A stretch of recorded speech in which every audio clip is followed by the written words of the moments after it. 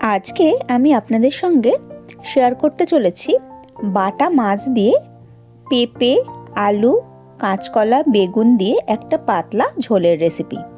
এটি বানানো খুব সোজা আর খেতে কিন্তু হয় অসাধারণ। তাহলে চলুন দেখে নেওয়া যাক আমার আজকের এই রেসিপিটি। নমস্কার, আমি জয়িতা আর আপনারা দেখছেন জয়িতার পাকশালা। আজকে এই বাটা মাছের সবজি দিয়ে ঝোলটা বানানোর জন্য এখানে আমি মিডিয়াম সাইজের 4টে বাটা মাছ নিয়ে নিয়েছি। মাছগুলোকে খুব ভালো করে কেটে ধুয়ে পরিষ্কার করে নিয়েছি। এবার মাছগুলোকে আমি নুন আর হলুদ খুব ভালো করে মাখিয়ে নিচ্ছি।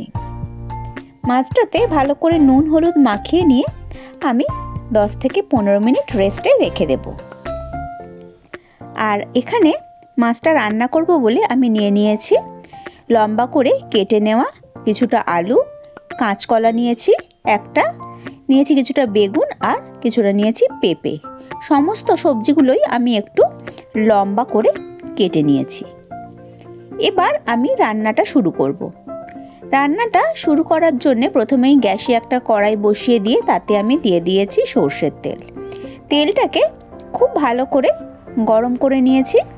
এবার প্রথমেই আমি মাছগুলোকে একে একে ভেজে নেব।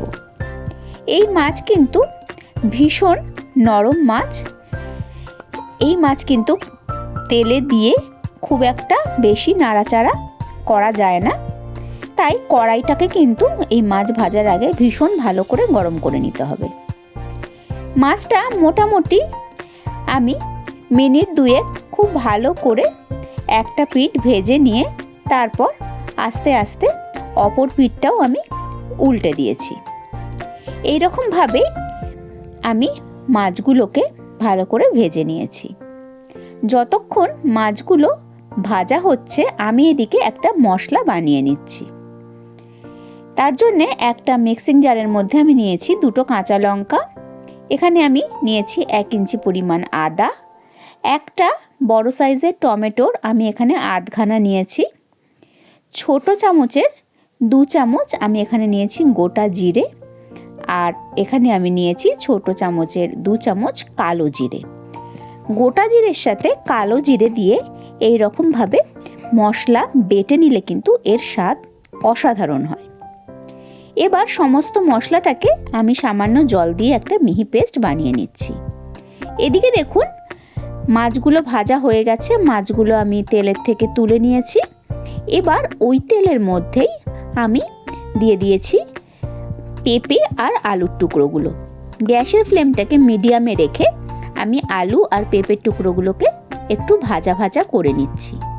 যেহেতু এগুলো একটু শক্ত সবজি, এগুলো সেদ্ধ হতে একটু সময় লাগে, সেই জন্যে আমি মিনিট 2-3 সময় আলু আর পেঁপেটাকে ভেজে নিয়েছি। আলু পেঁপেটা ভাজা হয়ে গেলে এবার আমি এর মধ্যে দিয়ে দিয়েছি কেটে রাখা বেগুনগুলোকেও আমি মিনিট খানেক সময় ধরে ভেজে নিচ্ছি। যতক্ষণে বেগুনটা ভাজা হচ্ছে এদিকে আমি একটা বাটির মধ্যে দিয়ে দিয়েছি সামান্য নুন আর নুন হলুদ দিয়ে আমি কিছুটা জল দিয়ে যে কাঁচকলার টুকরোগুলো কেটে রেখেছিলাম সেই কাঁচকলাগুলো দিয়ে আমি মিনিট 2 খুব ভালো করে একটু ফুটিয়ে নিচ্ছি। এর কারণ হলো কোনো ঝোলে বা তরকারিতে কাঁচকলা দিলে কিন্তু ঝোলের রঙটা একদম কালো হয়ে যায়, আর এইভাবে যদি কাঁচকলাগুলোকে একটু নুন হলুদ দিয়ে জলে মিনিট খানেক কি মিনিট 2 সেদ্ধ করে নেওয়া যায় তাহলে কাঁচকলার যে কষটা আছে সেটা সম্পূর্ণ বেরিয়ে যাবে আর ঝোলের রঙটাও কিন্তু কালো হবে না। কাঁচকলাটা ভালো করে সেদ্ধ করে নিয়েছি। এবার এদিকে আমার বেগুনটাও সুন্দরভাবে ভাজা হয়ে গেছে, বেগুনটাও তুলে নিয়েছি। কড়াইতে যেটুকু তেল ছিল তাতে আমি আরও সামান্য একটু তেল যোগ করেছি। তেলটা ভালো করে গরম করে নিয়ে এবার তাতে আমি কালো জিরে আর একটা চেরা কাঁচা লঙ্কা ফোড়নে দিয়েছি। দিয়ে একটু নাড়াচাড়া করে যে মশলাটা আমি বেটে নিয়েছিলাম সেই মশলাটা আমি এর মধ্যে দিয়ে দিয়েছি। মশলাটা দিয়ে এবার পরিমাণ মতো নুন আর হলুদ দিয়ে আমি মশলাটাকে লো টু মিডিয়াম ফ্লেমে খুব ভালো করে কষিয়ে নিচ্ছি। আর মশলাটা কষানোর সময় আমি সামান্য পরিমাণ জলের ব্যবহার করেছি যাতে মশলাটা একেবারেই লেগে না যায়। মশলাটা খুব ভালো করে কষিয়ে নিয়ে যেই একটু তেল রিলিজ করতে শুরু করেছে, এই স্টেজে আমি এখানে আলু আর পেঁপের টুকরোটা দিয়ে দিয়েছি।